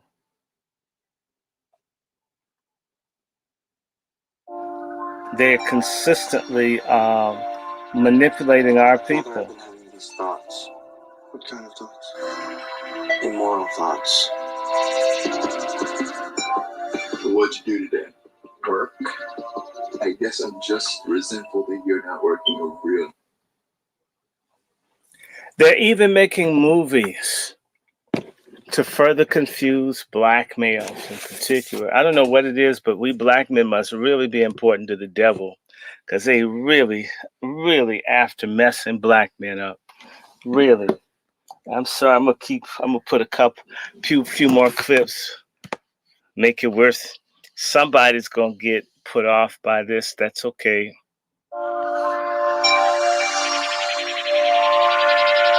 Father, I've been having these thoughts. What kind of thoughts? Immoral thoughts. What'd you do today? Work? I guess I'm just resentful that you're not working a real 9 to 5. I see him, he sees me, and we connect. Don't you ever wonder where all that anger within you comes from? Why you feel so unsettled? Very attractive. You need somebody to hold you. After most couples argue, one of them doesn't usually disappear. Who am I? Am I the mess?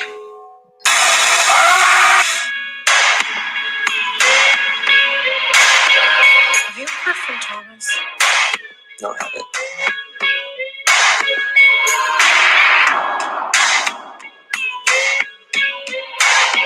We all love what we ain't got. Only gonna warn you this one last time. It's just a pose, 'cause my baby knows that my heart belongs to daddy.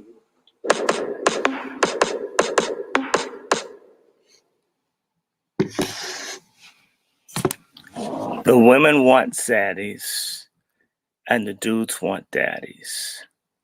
So, by the way, there's been a big explosion in crystal meth use among young, confused blacks that are being caught up in sexual slavery for crystal meth. It's back to AIDS, it's back to confusion. They're bringing all of this back. It's all coming back as if it never went. I'm going to stop here. This wasn't the best of the thing. There'll be more. But we're going to have to talk about this BDSM and the trends and party and play and how now the new people that they want to hook on crystal meth are young black men to be prostitutes that are conveniently used and then left to die from AIDS. No, crystal meth is now, you don't believe me? You think I'm messing with you? Okay, you're going to sass me. I mean, I'm following these trends. I don't like what I see. But I do report back to you, crystal meth is now on the East Coast. Crystal meth is in New York. It's in Chicago. And it's very strong, in particular among black men that fuck white men. It's here. Big time. Big. Big, big, big, big, big. And because people think I just don't make this stuff up. I wish there was another way around, okay? Let me see. Let me get meth and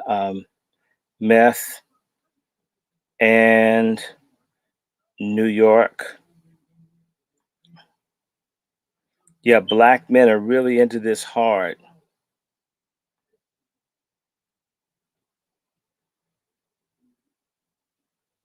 Yeah, don't believe me? Yeah, I think I would make this up. People think that, I don't pay attention to what's going on. And it's not like I live in this. I'm just being aware of, so I'm going to give y'all a piece of this. Y'all deserve this for doubting me. Where's the sound?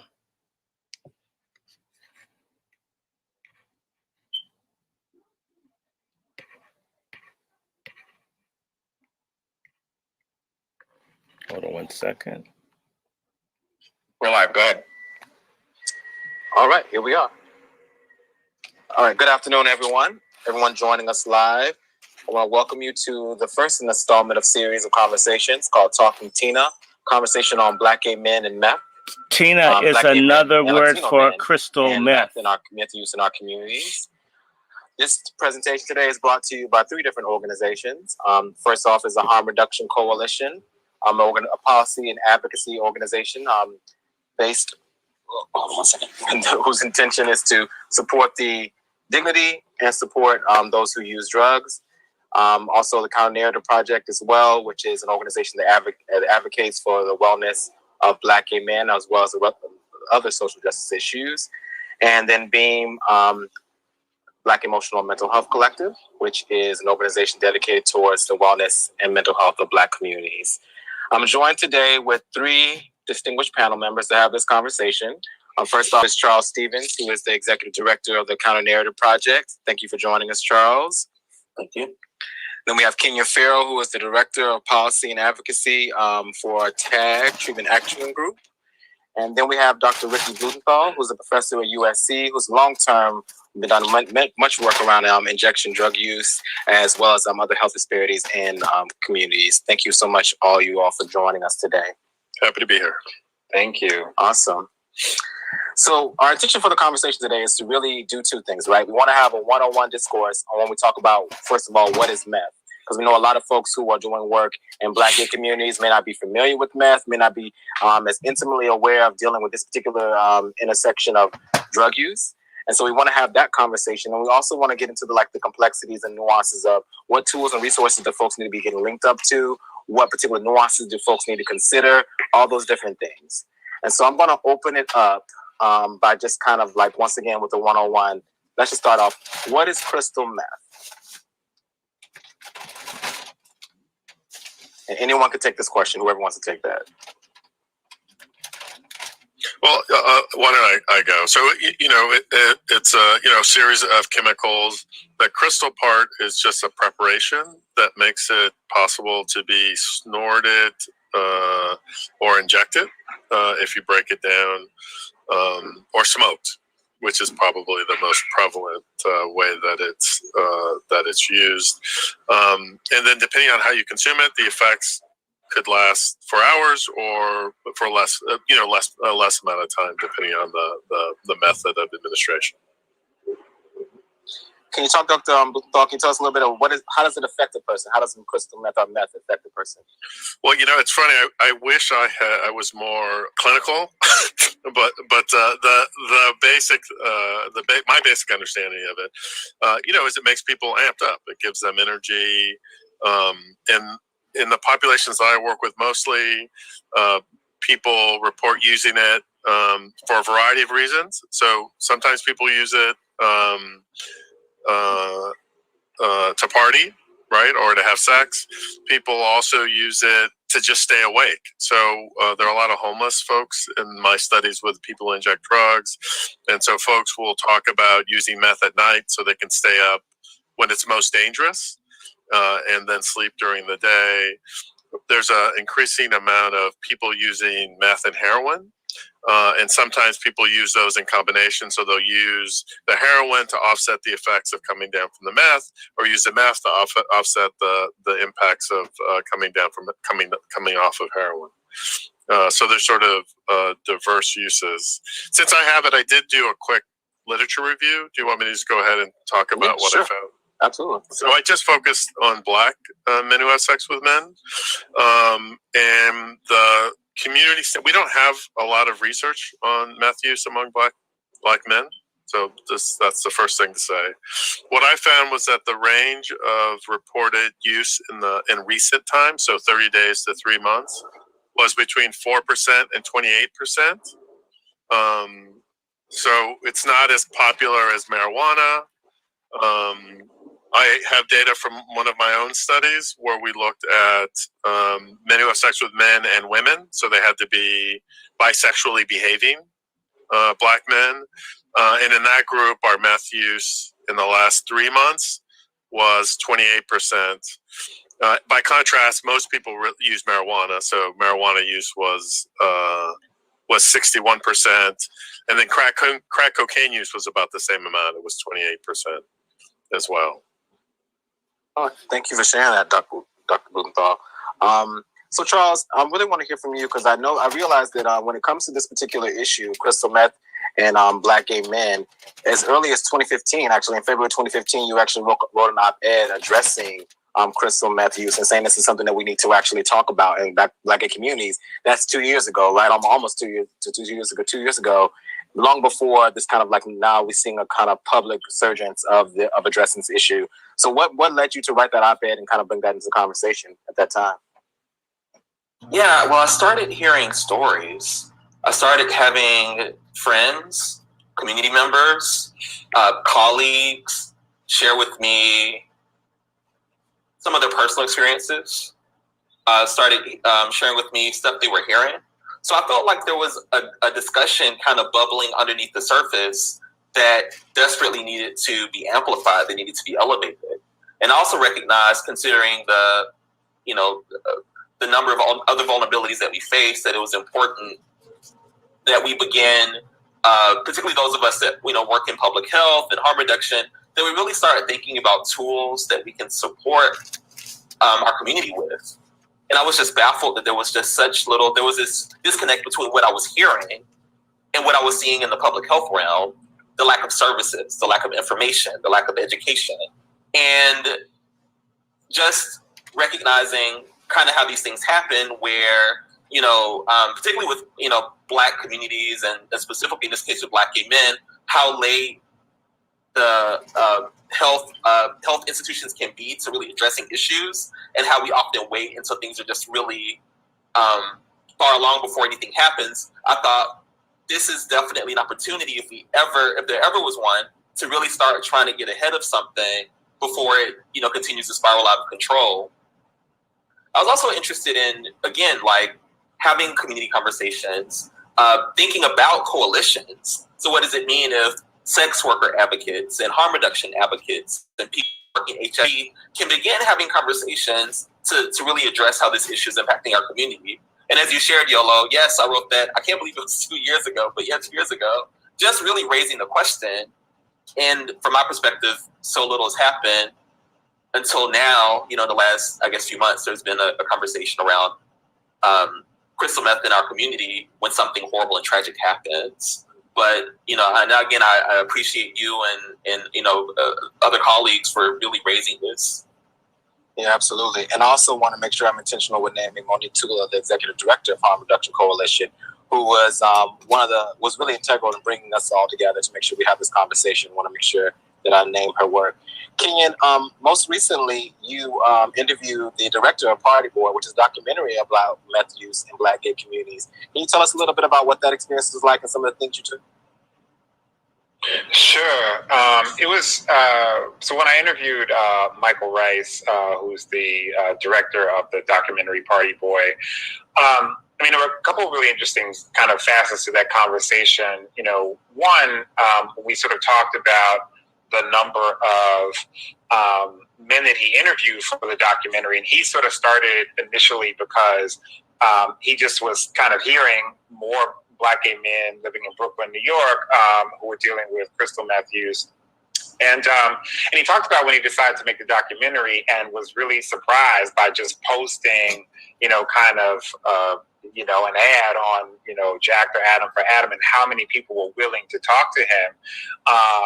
First of all, so just there were a number of people who were willing to share their story on camera.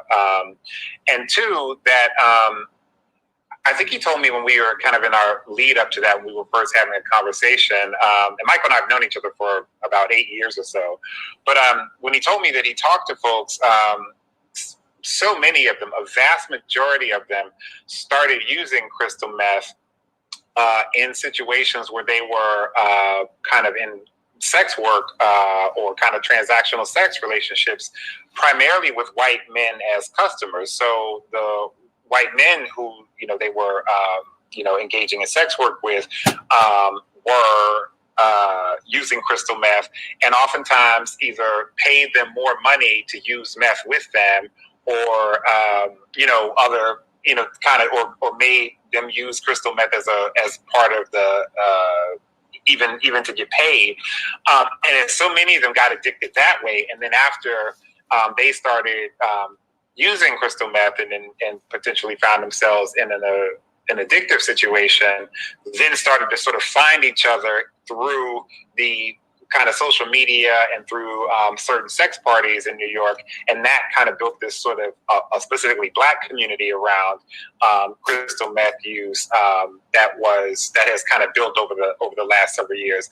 And so, I mean, that's obviously reflects, you know, the tragedy that we recently saw in Los Angeles, but there, you know, seems to be part of how this particular, you know, kind of rise in crystal meth use in the Black gay community seems to be very much tied to kind of sex work and people's kind of relationship to, you know, white gay men who coerced or in some cases demanded use as part of the transaction. Coerced.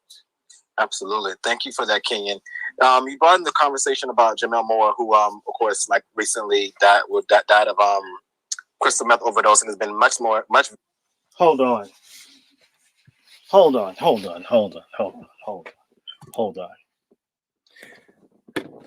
If you heard what the guy said, basically the Black men that sell their asses to white men are slaves, and they demand that they do drugs and get in dungeons, get burnt, get stabbed, get tortured to get their little trick money. This is the gay unity, their allies, the intersectionality, at the expense of our dignity, that we get lumped in as gay as the new Black. This is what's going on. This is how our Black homosexuals betray us. And they want us to give more laws, legislation, and privilege to rich whites who already have. I'm not even dealing, of course, drugs because you're miserable, depression, no matter what. But now the term is used, party and play.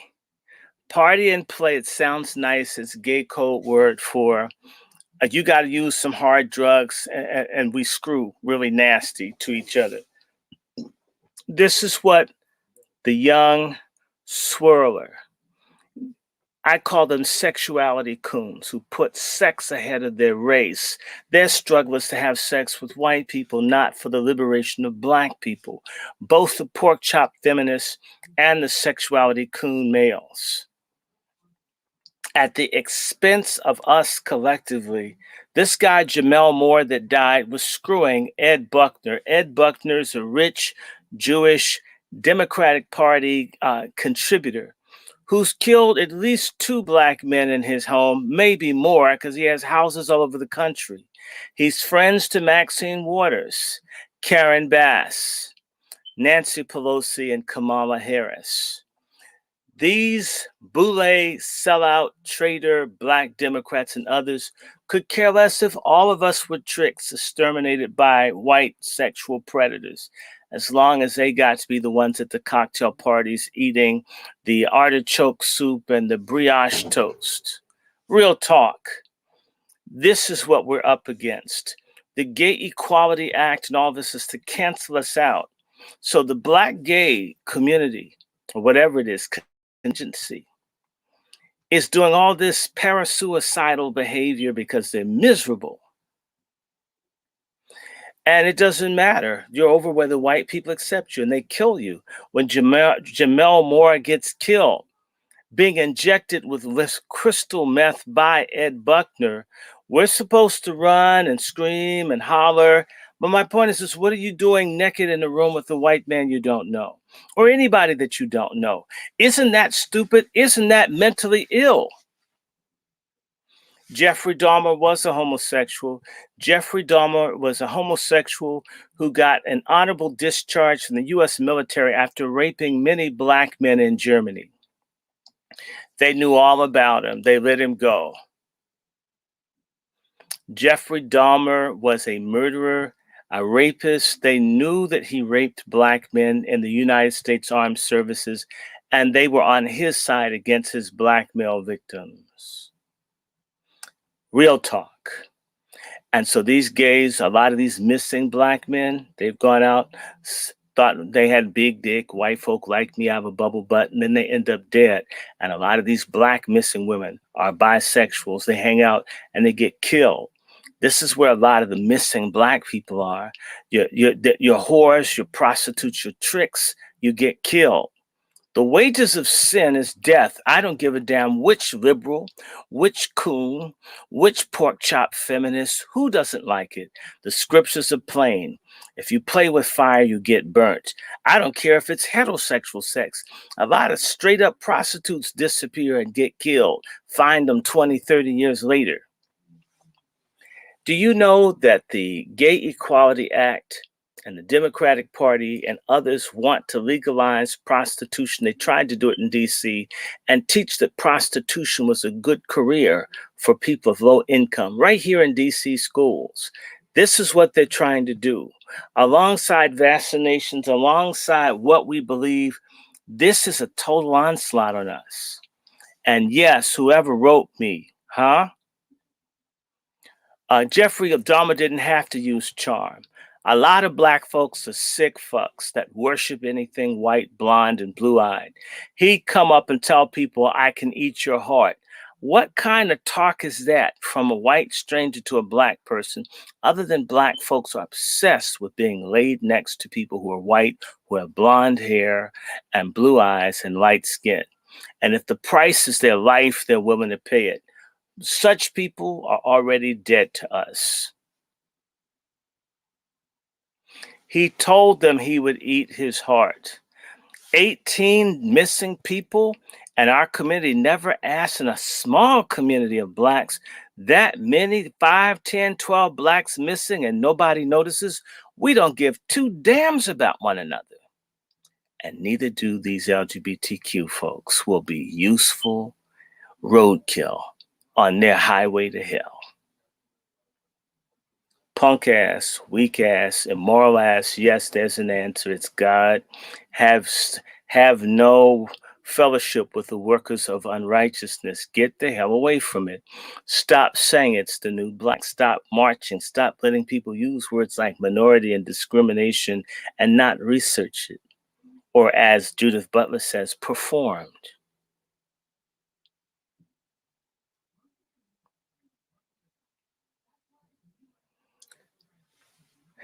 It's 10:29. I'm going to stop here. But whoever said crystal meth isn't being used by black people didn't know what the hell they were talking about. And it's been exploding. And I'm going to put one, I may do one more video. Excuse me. The biggest rage, the biggest fad in the LGBTQ world right now, I'm going to type it up here. Y'all can look it up. Don't believe me. I don't care if you believe me. I'm right, you're wrong if you don't know what you're talking about. The biggest rage in the world for folks that are into this kind of sex is called chemsex. Chemsex. Chemsex. It's a big rage in France, Spain, in England, New York, Chicago. Chemsex, chemsex, chemsex. And these people use ketamine, heroin, cocaine, meth, weed, heroin, fentanyl, all kinds of things, right? They have chemsex, and they take a cocktail of drugs so they can keep their genitalia erect for days at a time until they're out of exhaustion. They can't screw. The last drop of sperm falls out, and they fall out in exhaustion. And they sleep and they rest, go back to work, get enough money, and then they binge on drugs so they can screw for 2 or 3 days. Binge sex. So sexual binging with chemsex. Look it up. The CDC, which is full of gay folk, no one's going to tell you that people are living such incredibly debauched and sickness-oriented lives. How many? Somebody give me your number. What is the average age that a gay man lives to in America? Put it up there. In fact, I'm going to ask 2 questions. Name the average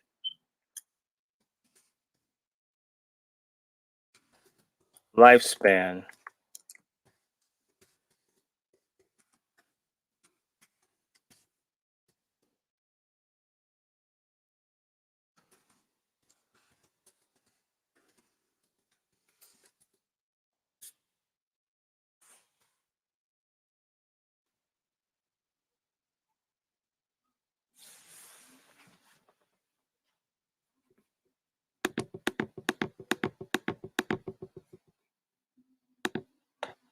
No, it's not 65.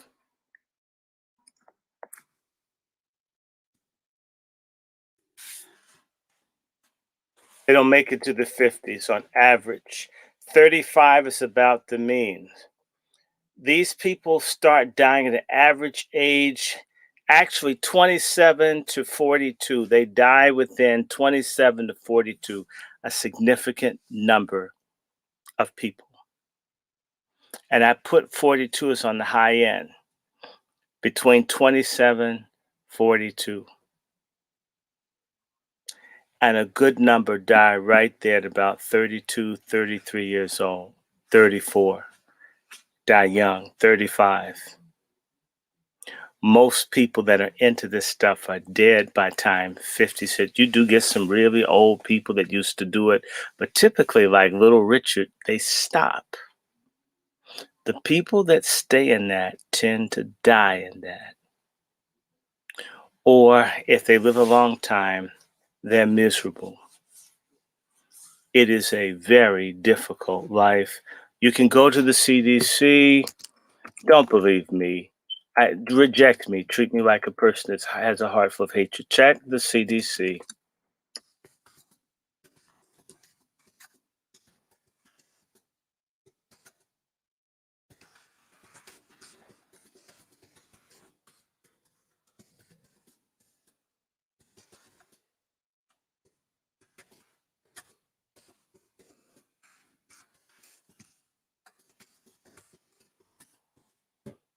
No other people in this country, regardless of income or class, have such bad health. I'm talking to somebody and I'm not throwing stones. I've seen a lot of people I know die young, 29, 30, 36, 31, 24. They die early. It's a death sentence. They shouldn't push this on people. They teach people the peril of teen pregnancy, teen fatherhood, but they don't teach people the perils if they jump into this gay thing. And by the way, the Gay Equality Act would not allow someone like me who did some counseling and training. I couldn't reach out to someone that had been hurt and try to correct them. That would be seen as bigotry. I don't like someone if I think they shouldn't binge screw 100 people a week.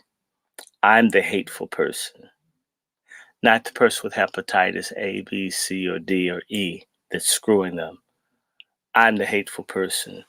In this twisted, gendered society of Judith Butler, the people that believe in what's right are evil. The people that try to care are evil. And the people that don't give a damn are the good people.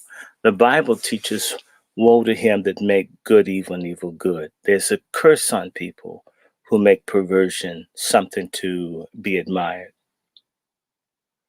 I'm going to stop here.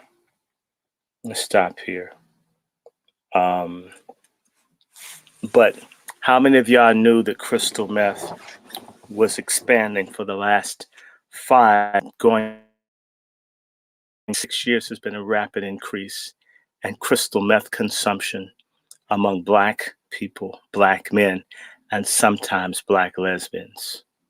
And it's linked to us selling our asses and our nut sacks and our sheaths to hostile, racist, white supremacist people, our allies, the people that your Congressional Black Caucus and your National Congress of Black Churches, gay affirming, work with them. And nobody works for us. Wake up, y'all. Wake up, y'all. And for anyone that says you've run me out of the community, no, you're acting like you don't want to be part of the community. You're acting like you don't want to follow any kind of rules. To be in a community, confused, sexually confused, or perverse person requires rules and regulations and orders and foundations and boundaries and barriers.